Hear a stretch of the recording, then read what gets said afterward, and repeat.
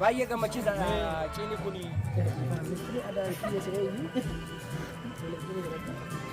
gaarree kabajamtoota daawwattoota keenya gamanumaan immoo kun mi'a daraartu maaltu dhagahame gammachuu guddatu natti dhagahame gammachuu akkamii